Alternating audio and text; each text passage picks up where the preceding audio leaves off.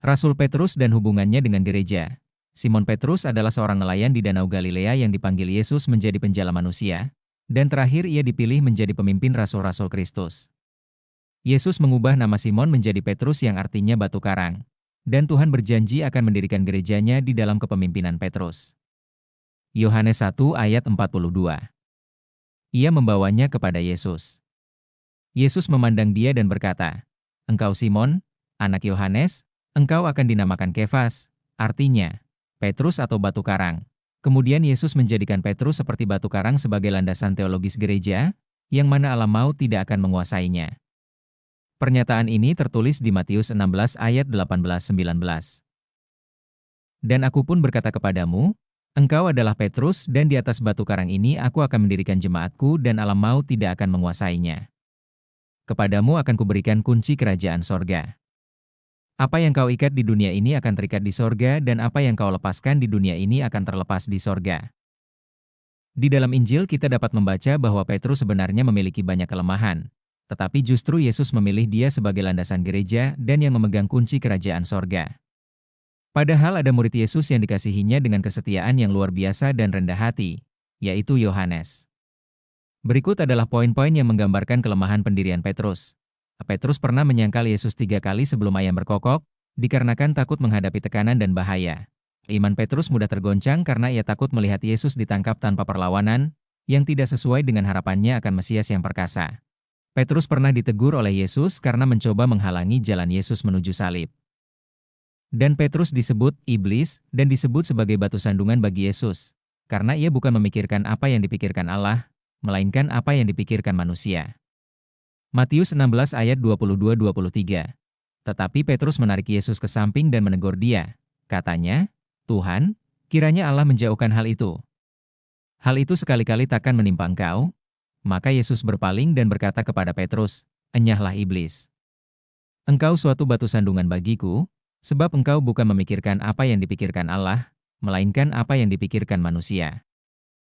Petrus adalah orang pertama yang mengakui Yesus sebagai Mesias, sehingga ada kemungkinan ini yang mendasari Yesus memilih Petrus untuk mendirikan gerejanya dan memegang kunci kerajaan sorga. Pemilihan Petrus sebagai landasan pendirian gereja tentu memiliki arti atau tanda bagaimana keadaan gereja ke depannya. Sebab ada satu ayat dalam Injil Yohanes yang menunjukkan atau menggambarkan bagaimana Petrus mati dan memuliakan Allah, yaitu tertulis di Yohanes 21 ayat 18. Kematian yang dimaksud di sini bukan hanya kematian Petrus secara fisik, tetapi termasuk perjalanan gereja di masa tuanya sampai kepada kesudahan dunia, yaitu masa setelah para rasul sudah tiada. Selengkapnya ayat itu berkata demikian. Yohanes 21 ayat 18-19.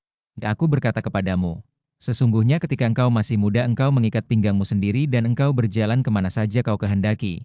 Tetapi jika engkau sudah menjadi tua, engkau akan mengulurkan tanganmu dan orang lain akan mengikat engkau dan membawa engkau ke tempat yang tidak kau kehendaki." Dan hal ini dikatakannya untuk menyatakan bagaimana Petrus akan mati dan memuliakan Allah. Sesudah mengatakan demikian ia berkata kepada Petrus, "Ikutlah aku."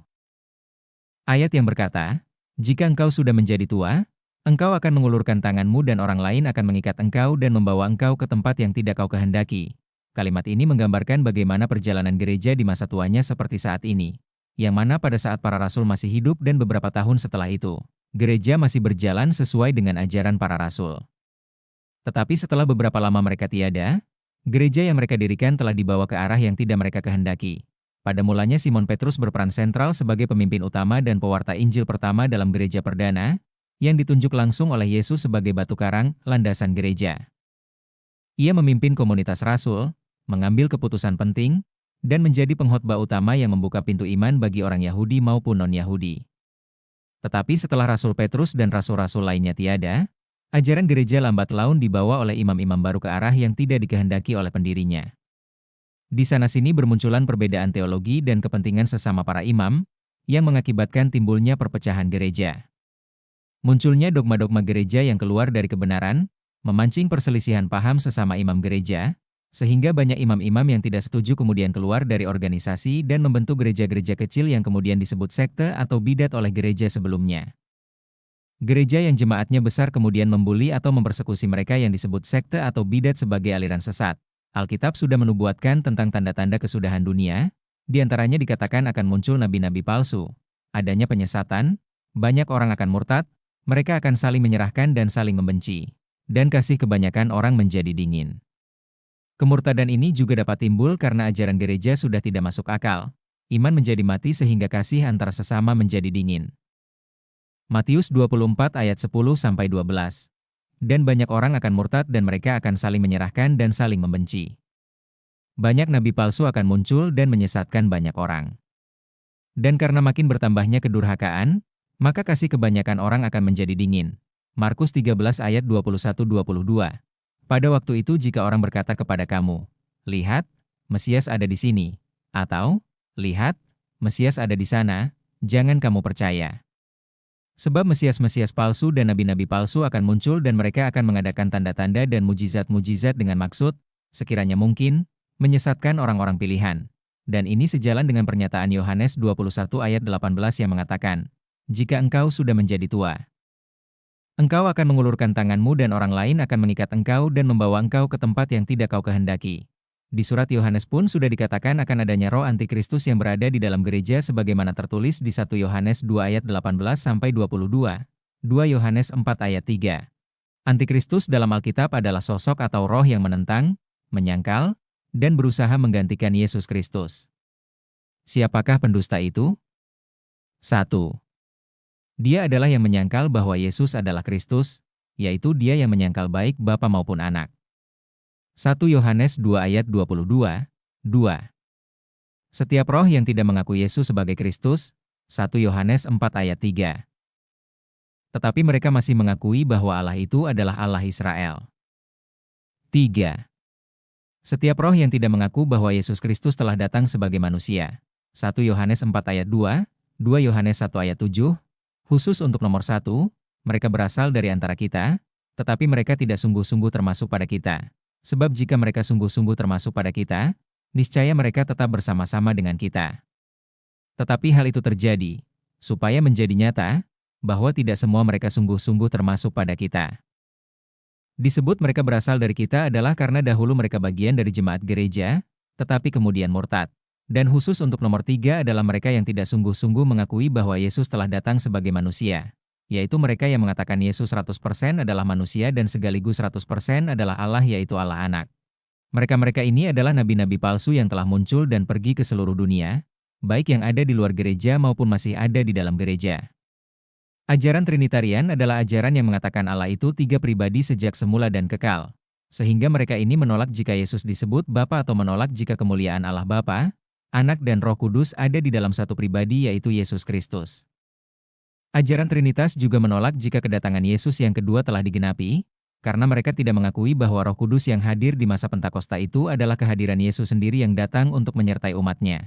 Padahal di Matius 28 ayat 20 Yesus sangat jelas mengatakan bahwa ia akan menyertai kita sampai akhir zaman. Dan janji kedatangan Yesus ini sudah disebut di Yohanes 14 ayat 18-20 bahwa dunia tidak akan melihat dia tetapi kita melihat dia. Sebab dia hidup dan kita pun akan hidup. Dan pada waktu itu kita akan tahu bahwa dia di dalam Bapa dan kita ada di dalam dia dan dia di dalam kita. Jika kedatangan Yesus tidak dilihat oleh dunia tetapi dilihat oleh mereka yang percaya kepadanya dan dia akan berdiam di dalam mereka. Tentu kedatangan Yesus di sini adalah sebagai Roh Kudus. Mereka yang tidak percaya akan hal ini dan tidak merasakan kehadiran Yesus di dalam dirinya, tentu mereka terhitung sebagai orang-orang dunia. Mereka ini tidak mengenal Yesus dengan benar dan tentu mereka tidak mengenal Allah, sebab mereka hidup dalam logikanya sendiri tanpa bimbingan Roh Kudus. Tanda-tanda kesudahan dunia pun sudah disebut bahwa akan muncul nabi-nabi palsu, Mesias-Mesias palsu, terjadi penyesatan, kemurtadan dan kasih yang dingin. Di 2 Tesalonika 2, disebutkan adanya pemberontakan atau kemunduran iman di mana banyak orang meninggalkan ajaran yang benar, karena mereka tidak mengenal Allah dan tentu karena tidak mengenal Yesus. Di kitab Wahyu 3, terdapat teguran kepada jemaat Laodikia yang dianggap suam-suam kuku. Hal ini sering ditafsirkan sebagai nubuat tentang kondisi gereja di akhir zaman yang kaya secara materi tetapi miskin secara rohani. Ancaman hedonisme dan keserakahan dalam gaya hidup gereja dan jemaatnya, yang dapat menyebabkan keruntuhan spiritual hamba Tuhan dan gereja. Masuknya tradisi atau budaya masyarakat ke dalam gereja, sehingga aturan yang dijalankan gereja telah terkontaminasi dengan tradisi atau budaya di mana gereja itu berada. Pada akhirnya bukan prinsip gereja atau nilai-nilai gereja yang mengubah jemaat, tetapi nilai-nilai budaya yang mengubah gereja, Sehingga jemaat lebih taat kepada tradisi daripada perintah Tuhan dan mereka memuliakan Tuhan dengan aturan-aturan yang berasal dari manusia. Di 2 Timotius 3 ayat 1-5 dikatakan, "Ketahuilah bahwa pada hari-hari terakhir akan datang masa yang sukar. Manusia akan mencintai dirinya sendiri dan menjadi hamba uang. Mereka akan membual dan menyombongkan diri. Mereka akan menjadi pemfitnah. Mereka akan berontak terhadap orang tua dan tidak tahu berterima kasih, tidak mempedulikan agama, tidak tahu mengasihi, tidak mau berdamai, suka menjelekkan orang, tidak dapat mengekang diri, garang, tidak suka yang baik, suka mengkhianat, tidak berpikir panjang, berlagak tahu, lebih menuruti hawa nafsu daripada menuruti Allah." Secara lahiriah mereka menjalankan ibadah mereka, tetapi pada hakikatnya mereka memungkiri kekuatannya. Jauhilah mereka itu. Oleh karena itu, tidak heran jika mereka rajin beribadah tetapi secara lahiriah, sedangkan secara rohani mereka mati atau terbelenggu di dalam hidup secara duniawi. Mereka ke gereja hanya rutinitas lahiriah, memuliakan Allah hanya dengan bibirnya tetapi hatinya menjauh dari Tuhan, sebab mereka lebih mencintai dunia dan diperbudak dunia, sehingga ibadahnya kepada Tuhan hanyalah perintah manusia yang dihafalkan. Nah, kalau Anda menyimak penjelasan tadi tentang datangnya nabi-nabi palsu, penyesatan, kemurtadan, pemberontakan, dan roh antikristus, semuanya telah digambarkan oleh Petrus, yang semula mengakui bahwa Yesus adalah Mesias, anak Allah yang hidup. Tetapi karena sebuah tekanan maka imannya terguncang, karena Yesus yang diimani sebagai Mesias tidak sesuai dengan apa yang dipikirkannya. Demikian juga perjalanan gereja mengalami perubahan arah karena nabi-nabi palsu telah membawa dan menuntun gereja ke arah yang tidak dikehendaki oleh para rasul.